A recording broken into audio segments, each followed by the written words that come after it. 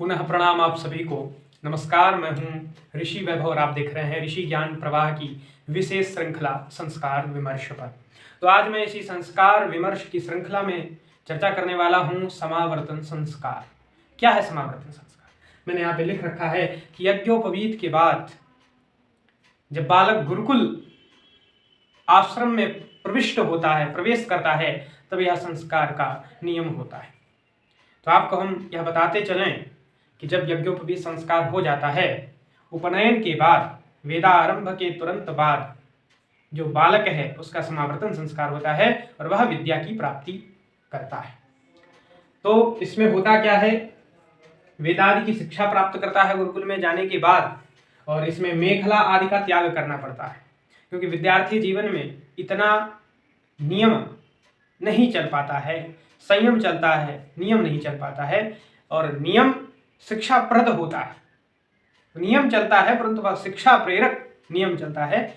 इस प्रकार का इतना विधि विधान यदि वो लोग करेंगे तो फिर शिक्षा का अर्जन नहीं कर पाएंगे, विद्या का अर्जन उनके लिए कठिन हो जाएगा और समय भी कम दे पाएंगे यदि वह इस प्रकार की श्रृंखला को करते हैं। इसीलिए हमारे गुरुकुल पद्धति में ऐसा है, या फिर मुझे मेखला धारण करवा के चलते हैं, या फिर उनको कुछ विद्यालयों में ऐसी व्यवस्था है जहाँ पर मेखा मुंजली सहित ही बालक को वेद पढ़ाया जाता है, नहीं तो उसके पहले समावर्तन करा दिया जाता है।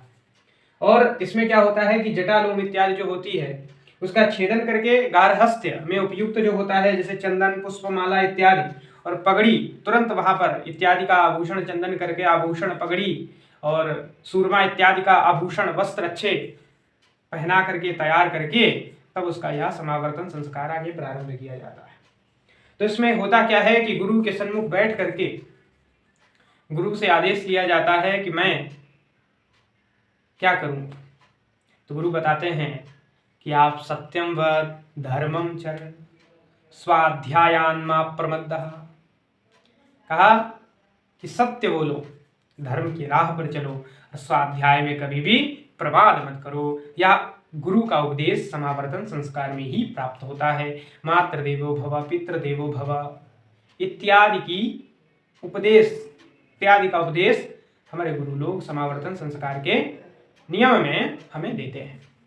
और यह भी आज्ञा देते हैं कि यदि आपकी शिक्षा पूर्ण हो जाए उसके बाद में तो आप विवाह करेंगे या फिर नियम से ब्रह्मचर्य का पालन करते हुए अपनी परंपरा का निर्वहन करेंगे। तो यह गुरु निर्धारित करता है।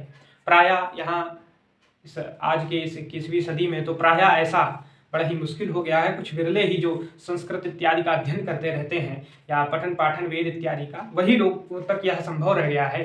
अन्यथा समावर्तन केवल जिनके यहाँ होता है, कुछ लोगों के यहाँ तो होता ही नहीं है कुल की परंपरा के अनुसार, परंतु प्रायः लोगों की कुल में होता है। तो उपनयन संस्कार, वेदारंभ संस्कार, समावर्तन संस्कार सब एक ही दिन कार्यक्रम वो लोग कर करके एक फॉर्मेलिटी, एक औपचारिकता को पूर्ण करके वह किनारे हो जाते हैं, संस्कारों से किनारे हो जाते हैं। अन्यथा यदि उनको ऐसा भय न हो कि अगर हमने संस्कार नहीं किया कुछ अनहोनी न हो जाए, इस भय से ही करते हैं वो लोग जो संस्कार करते हैं, अन्यथा वह भी संस्कार न करें। तो इसलिए साथियों, आप लोगों से मेरी प्रार्थना है कि संस्कार पर विशेष ध्यान दीजिए, क्योंकि संस्कार के बिना संस्कृति नहीं बन सकती और संस्कृति के बिना एक आत्मनिर्भर भारत नहीं बन सकता है।